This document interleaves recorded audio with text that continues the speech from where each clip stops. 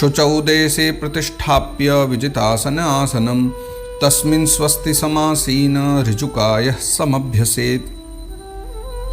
देखो, पहले आसन को जीतो, फिर प्राणायाम के द्वारा अभ्यास करो, प्राणायाम के द्वारा, और उसके लिए जो है ना पवित्र देश में, पवित्र देश मतलब अच्छा स्थान, अच्छे स्थान पर जो है ना कुश मृग चर्मादि इन सब से युक्त जो है ना आसन बिछा लें। तो कुश का, मृग चर्म का, कई प्रकार के अच्छे आसन आते हैं, कोई ना हो तो कंबल आदि का, और उस पर बिछा करके फिर उस पर शरीर को एकदम सीधा और स्थिर रखते हुए सुखपूर्वक बैठ करके अभ्यास करें, यानी आसन बिछा के बैठ जाए और फिर ध्यान का अभ्यास करें। अपने सारे जितनी इंद्रियां को एकाग्र करके विषयों से हटा करके ध्यान करना है। तथा फिर कहते हैं प्राणस्य शोधयेन मार्गम पूरकुंभकरे चकैः प्रतिकूलेन वा चित्तम यथा स्थिरम अचंचलम। फिर आरंभ में क्या करना है, बाई नासिका से पूरक, कुंभक और रेचक करें, फिर इसके विपरीत दाहिनी नासिका से प्राणायाम करके प्राण के मार्ग का शोधन करे, जिससे चित्त स्थिर और निश्चल हो जाए। प्राणायाम की विधि क्या है, पूरक, कुंभक और रेचक 3 क्रिया होती हैं। यानी सबसे पहले हम श्वास खींचते हैं, इसको पूरक कहते हैं, फिर श्वास हमारी रोक करके रखते हैं, इसको कुंभक कहते हैं, फिर उतनी ही देर में धीरे धीरे श्वास को बाहर छोड़ा जाता है। यानी जितना समय हम खींचने में ले रहे हैं श्वास को, उतना ही रोकना और उतना ही छोड़ना। तो ये 3 जो है ना, पूरक, कुंभक, रेचक, 3 विधाएं। तो ये पहले एक नासिका से करना है, फिर दूसरी से करना है। तो इस प्रकार प्राणायाम का अभ्यास होना चाहिए। इसको करने से क्या होगा कि हमारा चित्त एकदम स्थिर हो जाता है। ये जो चिंता आती है ना, प्राणायाम इन सबको दूर करता है ना। तो प्राणायाम का अभ्यास जरूर करना चाहिए। मनोचिरात् स्याद्विरजं जितश्वासस्य योगिनः वायवग्निभ्यां यथा लोहं धमातं त्यजति वै मलम। देखो, जिस प्रकार वायु और अग्नि से तपाया हुआ जो सोना है वो अपने मल को त्याग देता है। क्या मतलब है इसका, कि अग्नि से जब सोने को तपाया जाए तो सोने में चाहे कुछ भी मिला हो वो सब अलग हो जाएगा, सोना प्योर अलग हो जाएगा, है ना। तो यानी अपने गंदगी को त्याग देगा, मल को त्याग देगा। उसी प्रकार जो योगी प्राणवायु को जीत लेते हैं, यानी जिसने प्राणवायु पर विजय पा ली, अपने अनुरूप प्राणवायु को चाहे वो कहीं भी ले जाए, चाहे सहस्रार चक्र में ले जाए, मूलाधार में ले जाए, तो वो क्या है, उसका मन है ना एकदम शीघ्र शुद्ध हो जाता है। यानी जिसमें ये प्रभाव आ गया कि वो अपने प्राणवायु को जीत लिया और कहीं भी ले जा सकता है, तो उसका मन एकदम शुद्ध हो जाता है। प्राणायामेर्देहे दोषान् धारणाभिश्च किल्बिषान् प्रत्याहारेण संसर्गान् ध्यानेन नीश्वरान् गुणान्। अतः जो है योगी है उसको उचित यही है कि वो प्राणायाम से है अपने वात पित्त आदि जनित जो दोष हैं, धारणा से तो पापों को, प्रत्याहार से विषयों के संबंध को, और ध्यान से भगवत विमुख करने वाले राग द्वेष आदि दुर्गुणों को दूर करे। यानी धारणा के द्वारा तो पाप दूर करने, प्रत्याहार के द्वारा विषय संबंध जो हैं उनको दूर करना है, ध्यान से जो भगवत विमुख करने वाले जितने भी राग द्वेष हैं उनको दूर करना है।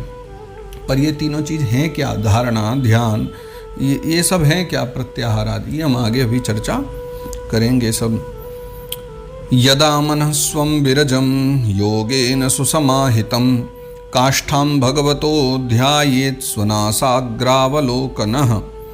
जब योग का अभ्यास करते करते चित्त एकदम निर्मल हो जाए, एकाग्र हो जाए, तब जो है नासिका के अग्रभाग में दृष्टि जमा कर इस प्रकार भगवान की मूर्ति का ध्यान करे।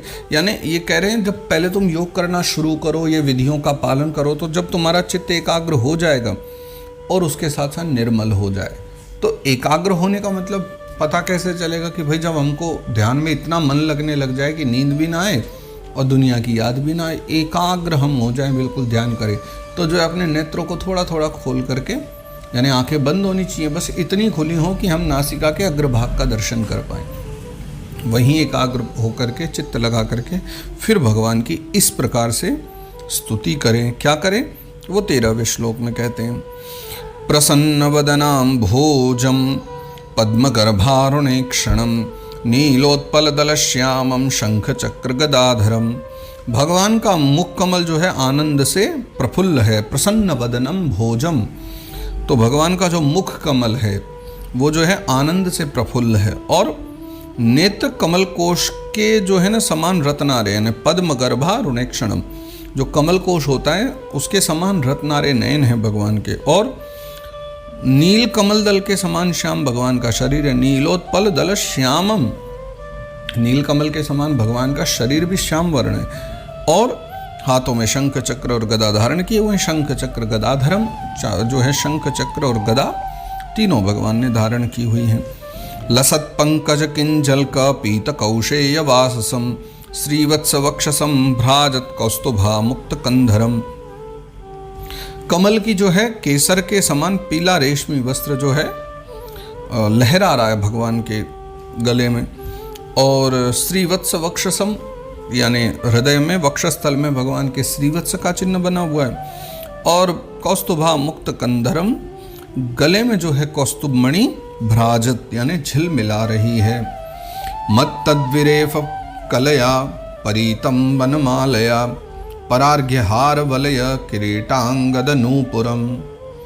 वनमाला जो भगवान ने पहनी वो इतनी बड़ी है कि वो जो है ना भगवान के चरणों तक लटकी हुई है, जिसके चारों ओर जो है ना भोरे सुगंध से मतवाले होकर के मधुर गुंजार कर रहे हैं, क्योंकि उसकी मत्तद विरेफ कलय, क्योंकि उसकी सुगंधी इतनी प्यारी है वनमाला की, भोरे चारों तरफ मंडरा रहे हैं भगवान के।